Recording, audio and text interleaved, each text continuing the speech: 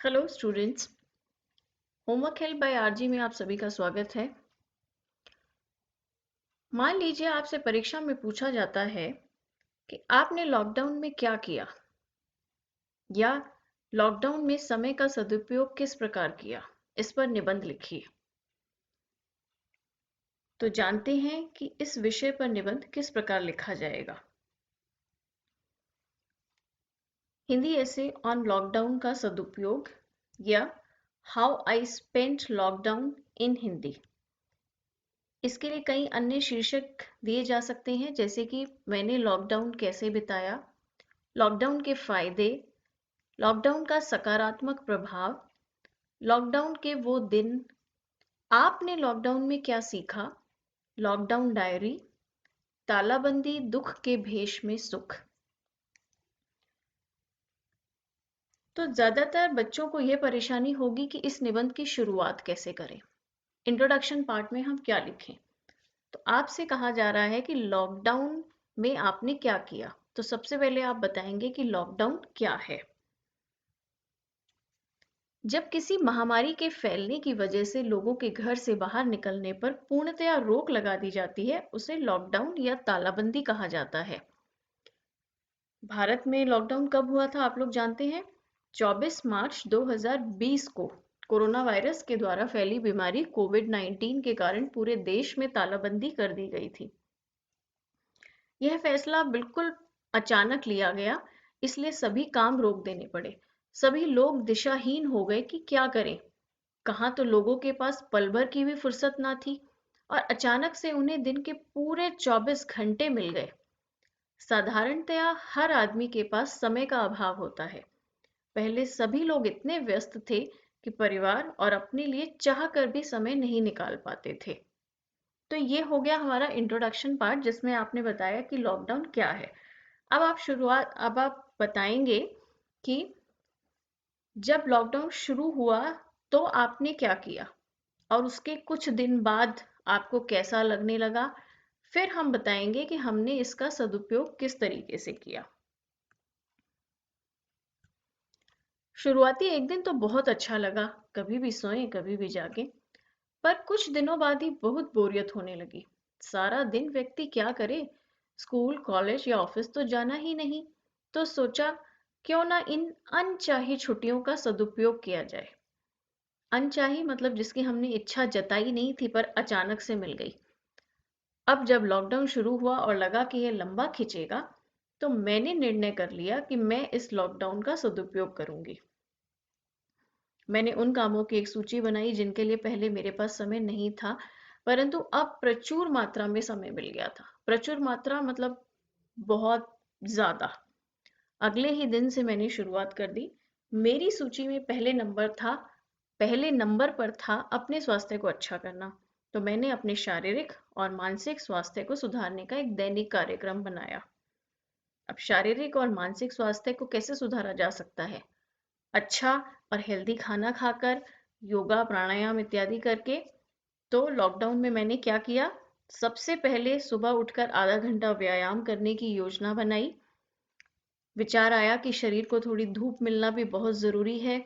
तालाबंदी की वजह से घर से बाहर तो जा नहीं सकते थे, इसलिए व्यायाम के लिए एक ऐसी जगह चुनी जहां पर सुबह की मीठी धूप अंदर ही आती हो।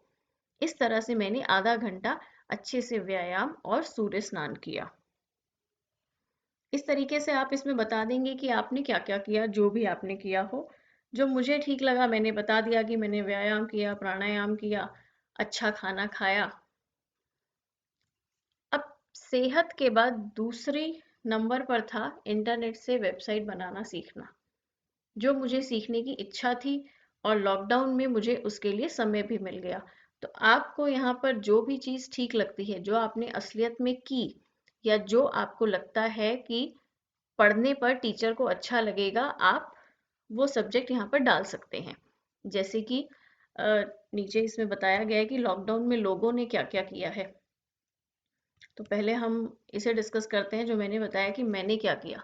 मैंने गूगल पर वेबसाइट बनाने की खोज की, तो मैं यह देखकर हैरान रह गई कि कितने हजारों वीडियो और ज्ञानवर्धक लेख वहां पर उपलब्ध थे, और वह भी मुफ्त में।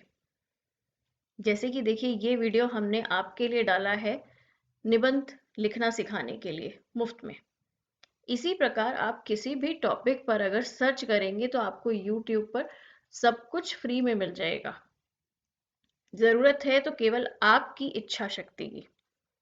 मुझे बहुत अच्छा लगा और मैंने उसे देखकर उससे बहुत प्रेरणा ली। मैंने कुछ लोगों की सफलता की कहानियां भी पढ़ी जिससे मेरी जिज्ञासा और मेरा मनोबल और भी बढ़ गया। 15 दिन में मैं वेबसाइट बनाने की बेसिक जानकारी के बारे में जान चुकी थी। कुछ दिनों बाद पता लगा कि लॉकडाउन की अवधि बढ़ा दी गई है। सुनकर अच्छा लगा। अच्छा क्यों लगा? क्योंकि जो मैं करना चाह रही थी उसके लिए मुझे और अधिक समय मिल गया। अब मैंने वेबसाइट डोमेन और होस्टिंग खरीदकर अपनी वेबसाइट पर लिखना शुरू कर दिया। लिखने के काम में मैं पहले से ही माहिर थी। हालांकि डिजाइनिंग का काम मुझे थोड़ा कम आता था। इधर इधर उधर से पढ़कर धीरे धीरे मैं सब सीख गई।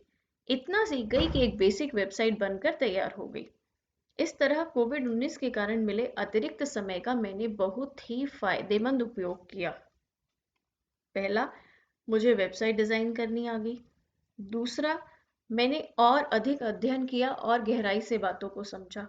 नए नए लेख और किताबें पढ़ने से मेरे ज्ञान में वृद्धि हुई। तीसरा, मुझे यह एहसास हुआ कि इंटरनेट पर लिखना एक ऐसा माध्यम है जिससे मैं दुनिया से जुड़ सकती हूँ। इस काम को मैं कहीं भी बैठकर किसी भी समय में और किसी भी उम्र में कर सकती हूँ। मुझे अपने जीवन में एक नया उद्देश्य मिल गया। अब ये जानिए कि लॉकडाउन के क्या फायदे हैं या और लोगों ने क्या-क्या सीखा। अगर आप न्यूज़ इत्यादि पढ़ते होंगे तो आपको पता होगा कि लोगों ने बहुत सी नई-नई चीजें सीखी हैं। सबसे पहला, घर में झाड़ू पोछा करना। क्योंकि घर में काम करने के लिए जो मदद हमें मिलती थी वे सब लोग घर में नहीं आ पा रहे थे, तो बहुत से पुरुषों ने, लड़कों ने झाड़ू पोछा करना सीख लिया। उन्हें पता लग गया कि झाड़ू लगाते हुए आगे जाना है और पोछा लगाते हुए पीछे जाना है। यह तो मजाक की बात थी। आगे चलिए, बर्तन साफ करना, योग एवं व्यायाम, कंप्यूटर चलाना, कंप्यूटर से संबंधित कोर्स, मोबाइल फ़ोन चलाना। बहुत से बुजुर्गों ने इस लॉकडाउन में अपने बच्चों से, पोते-पोतियों से मोबाइल फ़ोन, स्मार्टफ़ोन चलाना सीख लिया। नई भाषा बोलना या लिखना, खाना पकाना। अध्यापकों ने ऑनलाइन पढ़ाना सीख लिया और विद्यार्थियों ने ऑनलाइन पढ़ना सीख लिया। अपने आप को स्वस्थ रखना, किताबों को पढ़ना और सुनना।